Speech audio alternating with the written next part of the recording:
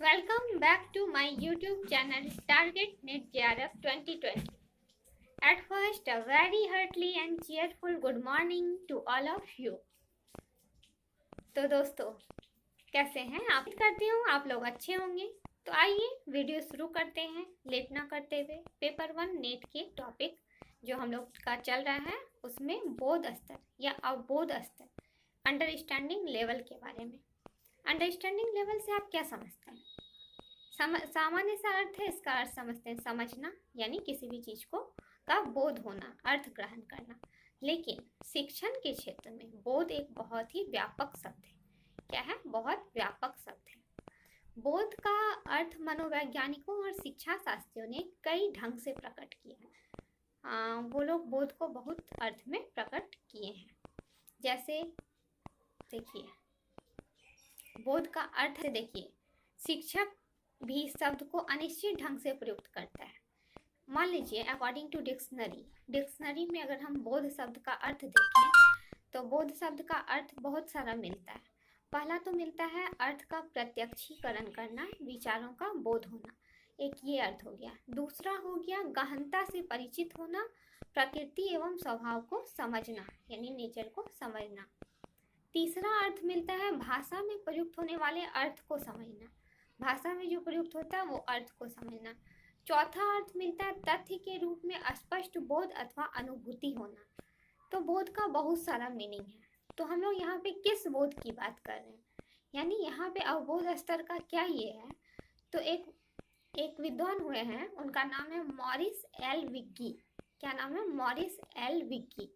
उन्होंने बोध का प्रयोग निम्नलिखित 3 पक्षों को स्पष्ट करने के लिए किया है। 3 पक्ष को स्पष्ट करने के लिए वो किए। पहला, विभिन्न तथ्यों में संबंध देखना, जितना भी फैक्ट है उसमें संबंध देखना।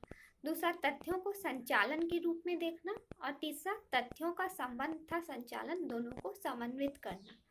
तो बोध में शिक्षण का ये 3 अर्थ वे देखें। क्या? पहला, तथ्य को संबंधित करें, संबंध करना। तथ्य का संचालन किए। और तीसरा, तथ्य का संबंध तथा संचालन दोनों को समन्वित करना। यानी बोध स्तर जो है वो शिक्षण शक्ति का बहुत महत्वपूर्ण स्तर कहला जो सकता है। यानी बोध स्तर जो है उसका उद्देश्य, संरचना, अन्वेषण, प्रस्तुतिकरण, इस सब पे अगर हम जोड़ दें तो हमको पता चलता है कि बोध स्तर जो है शिक्षण का स्तर का एक महत्वपूर्ण स्तर है ना। बोध स्तर ने शिक्षण के लिए क्या किया है? बोध स्तर जो है शिक्षण के लिए यह आवश्यक कर दिया है कि इससे पूर्व स्मृति स्तर हो, यानी स्मृति स्तर होगा उसके बाद ही बोध स्तर हो सकता है। क्योंकि जब तक आप चीज़ों को रटेंगे नहीं, कंठस्थ नहीं करेंगे तो बोध कैसे होगा। मैं सामान्य सा एग्जाम्पल हिस्ट्री का ही लेती हूँ। इतिहास में अगर आप तथ्य ना याद करें तो आप उसको समझेंगे कैसे, अवबोध कैसे होगा। पानीपत की लड़ाई हुई थी, ठीक है, सब जानते हैं पानीपत की लड़ाई हुई थी, लेकिन कब हुई थी, किसके बीच हुई थी, ये याद ना रखें तो फिर पानीपत की लड़ाई हुई थी तो ये इसको हम कैसे समझेंगे। How can I understood it?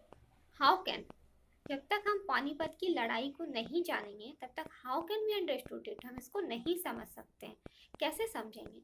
तो बोध स्तर के लिए जरूरी है कि स्मृति स्तर भी हो। और शिक्षण का तीसरा स्तर है चिंतन स्तर। चिंतन स्तर पे भी हम लोग आएंगे, लेकिन पहले बोध स्तर को बखूबी समझ लें। यानी बोध स्तर यानी कि आपको उस चीज तथ्य का ज्ञान हो, स्मृति स्तर के बाद की अवस्था। इसका उद्देश्य जो है वो क्या है? उद्देश्य है इसका कि इस बोध स्तर का कि छात्रों का व्यक्तिगत विकास हो, छात्रों का व्यक्तिगत विकास हो। छात्र तथ्य को केवल समझे, रटे ही नहीं बल्कि उसको ग्रहण करें, अच्छे तरीके से अपने अंदर आत्मसात करें। दूसरा, संरचना। बोध स्तर की संरचना क्या है? तो मॉरिसन का शिक्षण मॉडल है, चूंकि ये मॉरिसन का शिक्षण मॉडल है बोध स्तर। तो मॉरिसन ने बोध स्तर की शिक्षण व्यवस्था को 5 सोपानों में विभक्त किया है। 5 सोपान का क्रम इस प्रकार है। 5 सोपान में जो विभक्त किया मॉरिसन, जो बोध शिक्षण मॉडल लेके आया, उसमें पहला बताया अन्वेषण यानी खोज। दूसरा बताया प्रस्तुतिकरण, यानी उसको प्रस्तुत करने की कला। तीसरा बताया परियाक, यानी उसका परिचयात्मक भी कह सकते हैं उसको। चौथा बताया व्यवस्था और पांचवा बताया वर्णन। यानी बोध स्तर को मॉरिसन 5 भाग में बांट के देखते हैं। तो सिंपली हम समझते हैं कि नेट के क्वेश्चन में जैसा रहता है कि अवबोध स्तर क्या है, स्मृति स्तर क्या है, चिंतन स्तर क्या है, इससे संबंधित एक प्रश्न है प्रीवियस ईयर क्वेश्चन में। जब मैं वो करवाऊंगी तब मैं बताऊंगी कि कैसे इसको पकड़ते हैं। इसमें ना तो उतनी समझने वाली बात है और ना ही ये बहुत मुश्किल है, ये बहुत सिंपल है। आपको लाइन से ही पकड़ में आ जाएगा कौन स्मृति स्तर में आएगा। रोटेट वाला जहाँ बात होगा यानी तथ्यों को रटना, तो वो स्मृति स्तर में आ जाएगा। जहाँ समझने वाला बात होगा वो अवबोध स्तर में आ जाएगा। और चिंतन स्तर में क्या आएगा वो मैं नेक्स्ट वीडियो में बताऊंगी। तो बोध स्तर क्या है ये हम लोग समझ गए। तो नेक्स्ट वीडियो में हम लोग सीखेंगे चिंतन स्तर क्या है। स्मृति स्तर, बोध स्तर, चिंतन स्तर, अभी हम लोग शिक्षण के स्तर पढ़ रहे हैं। जब ये चिंतन स्तर हो जाएगा तो हमारा शिक्षण का स्तर पूरा हो जाएगा। डेली मैं थोड़े थोड़े से मतलब टाइम के लिए आपके पास आप लोगों के साथ आती हूँ और छोटा छोटा वीडियो शेयर करती हूँ।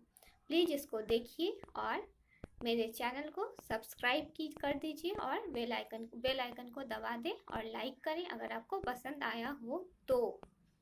दैट्स ऑल, थैंक यू, नमस्ते।